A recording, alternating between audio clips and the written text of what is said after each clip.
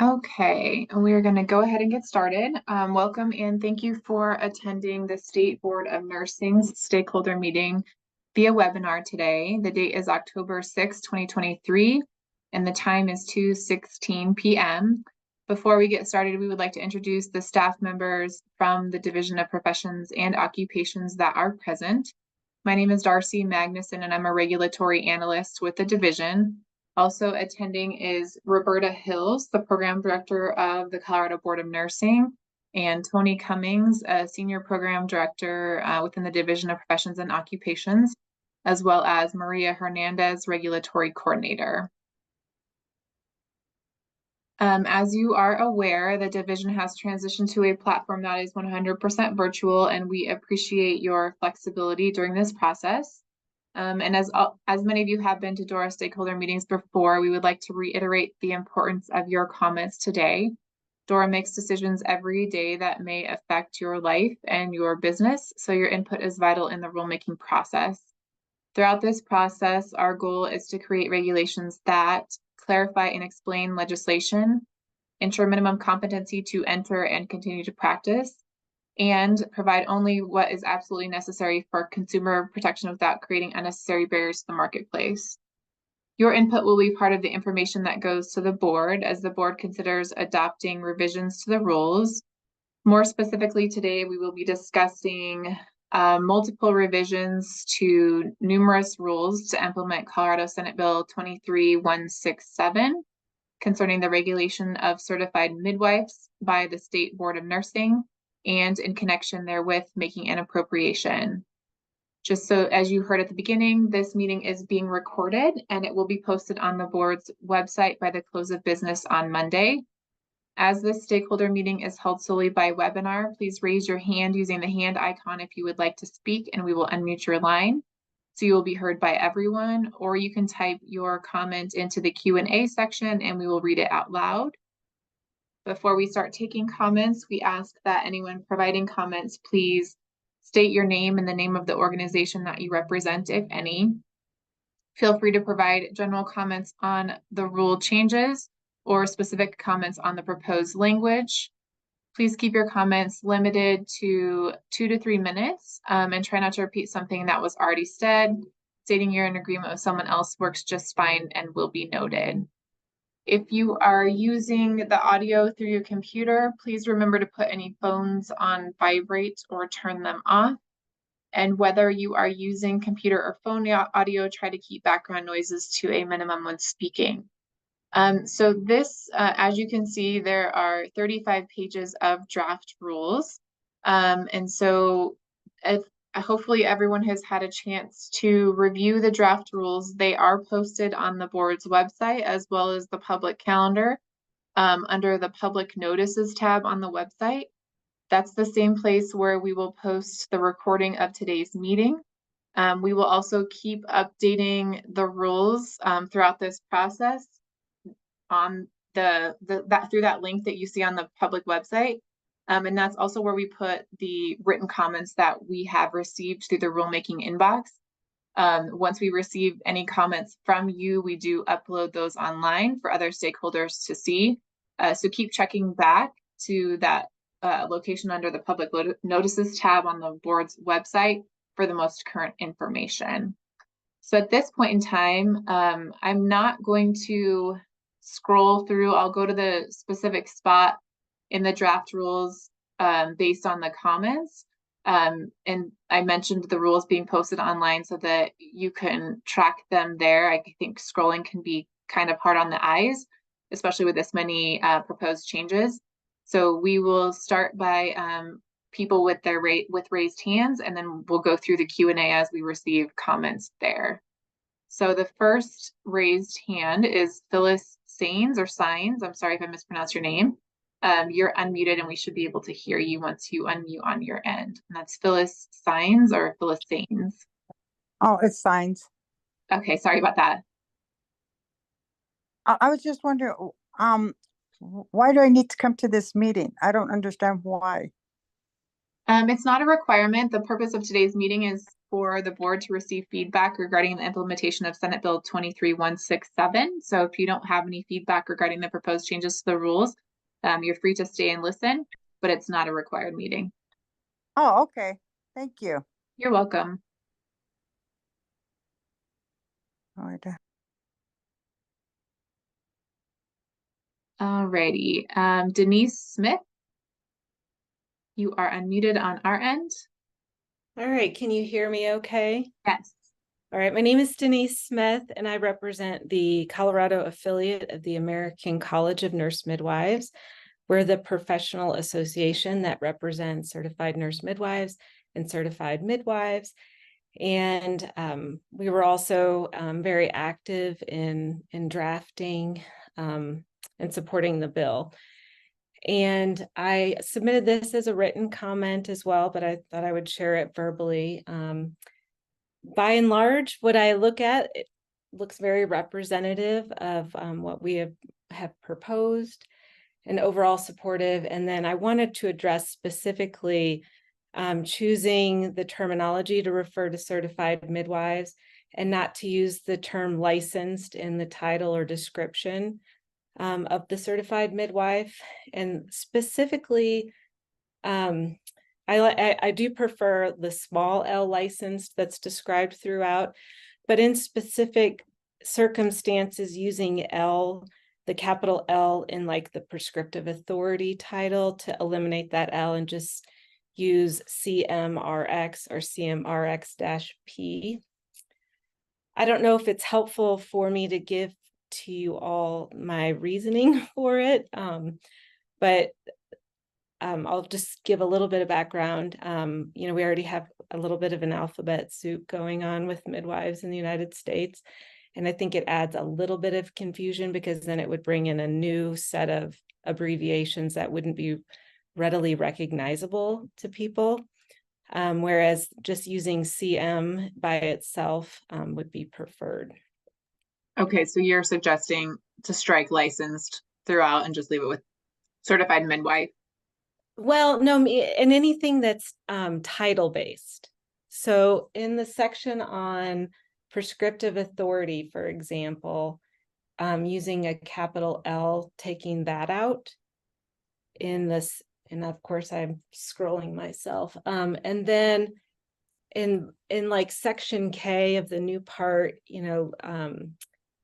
the licensed certified midwife scope of practice, striking that and just saying certified midwife scope of practice. What is that under K? Big letter K. And then, yeah, anything that's referred in a title.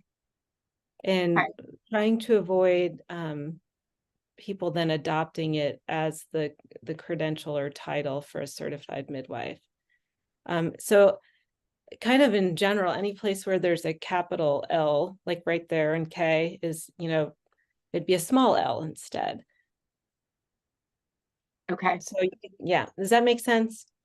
Yes. And I just want to make sure you said you submitted written comments. I did. And you received an acknowledgement that we received them? Or was I it? did not. Okay. Didn't get an acknowledgement. Did you send them to the rulemaking inbox? The email that was on the front page, Dora _DPO _rulemaking. Yeah. It could be that, did you submit them recently? Yesterday. Okay, that's why. That's Okay. like, we haven't gotten that far yet. Okay.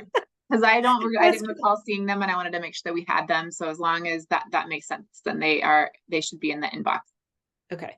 Yeah. And then I'm happy to resubmit that for some reason if you didn't If you want to forward them, that's great. That is the Okay. correct email address. But we've just been quite busy the last 2 days with rulemaking, and so I haven't processed those yet. That's fine. And another question is like, do you prefer using a strikeout, like sending a copy with specific things, or is it sufficient to give you the general idea? Because what I sent was just the general idea.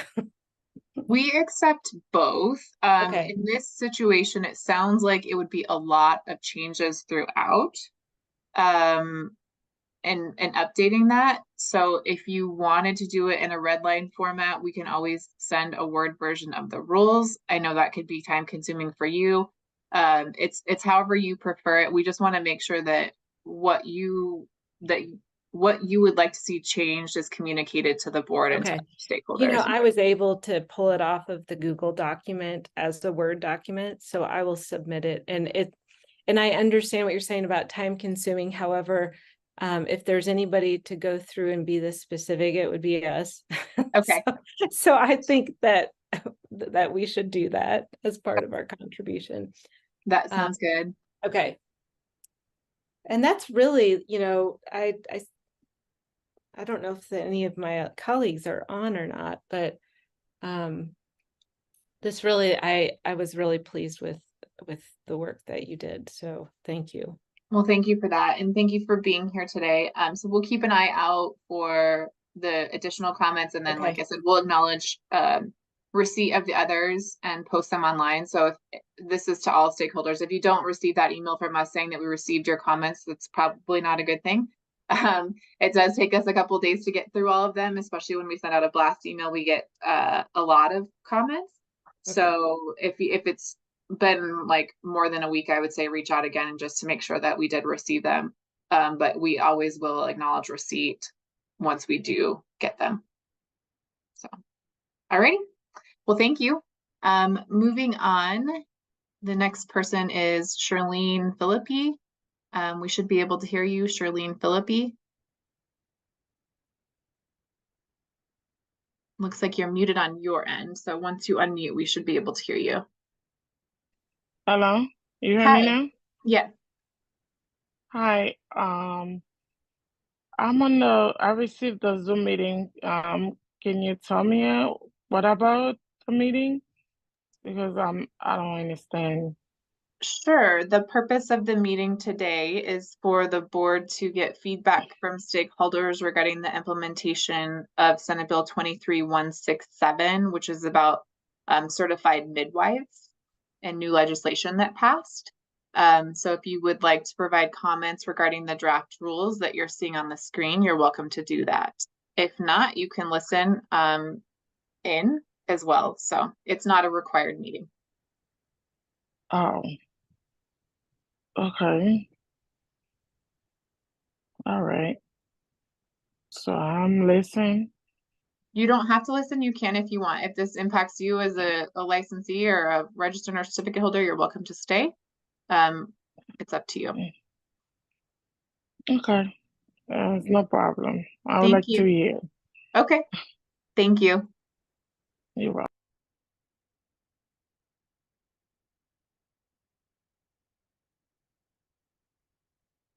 Anyone else? Procedurally, just so that everyone is aware while we wait to see if we have anyone else who wants to participate today, the board will review the draft rules at its next meeting on October 25th.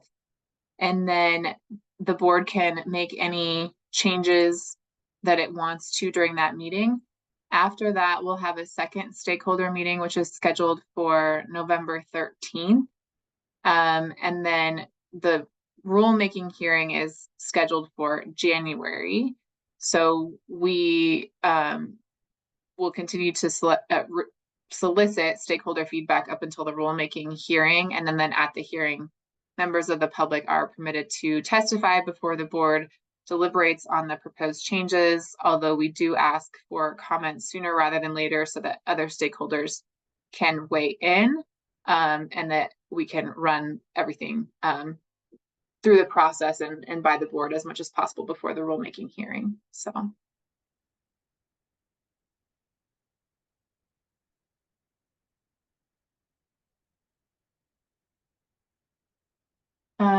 Charlene Philippi, I see you raised your hand again. Did you have any other questions? Yes, you hear me? Yes, I can hear you. Can you tell me about, is just you guys doing it every year, or so what about those meetings? So this is about implementation of legislation. Mhm. So this is one of two stakeholder meetings that we have scheduled. And then the board will review the proposed rules at its meeting on October 25th. And then the board will have the rulemaking hearing on January 24th, where it will decide whether to adopt the proposed changes to implement this new law. Oh, what's the new law? Senate Bill 23-167 about certified midwives. Okay. So, do I'm certified for midwife? I'm certified for Colorado. That's the way they call it? If you have specific questions regarding your license or certification, you can always email the board or email the Okay. rulemaking inbox, and we can help you there. Okay. So, all right. It's okay. I can leave? Sure. Yes, you may leave. All right. Thank you. Thank Have a you. wonderful evening. You too. Okay.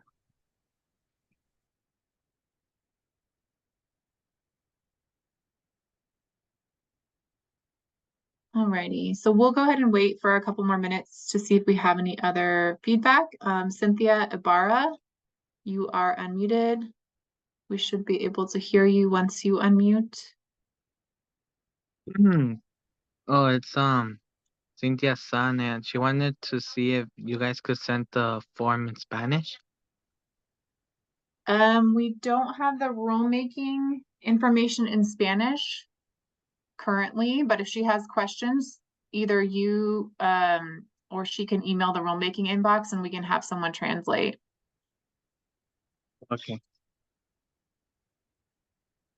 Thank you. Thank you.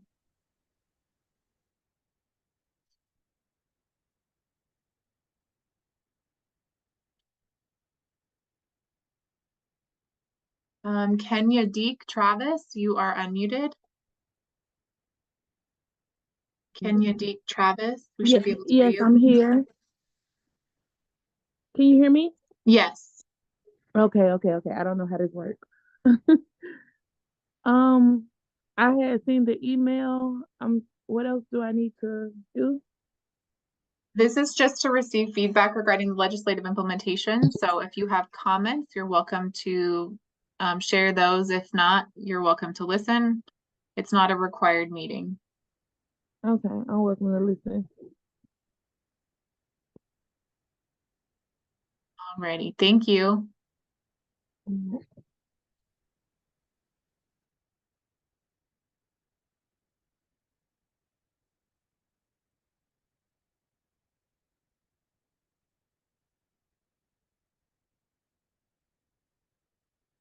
Okay, anyone else?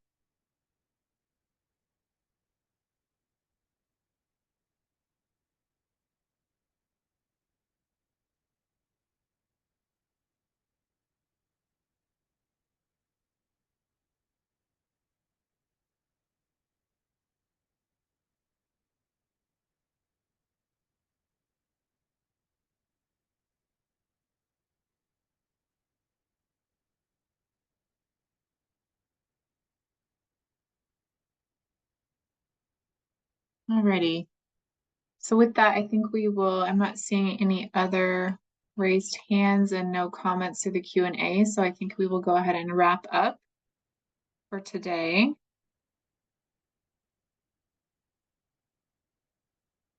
Again, we wanted to thank you for your participation in today's meeting.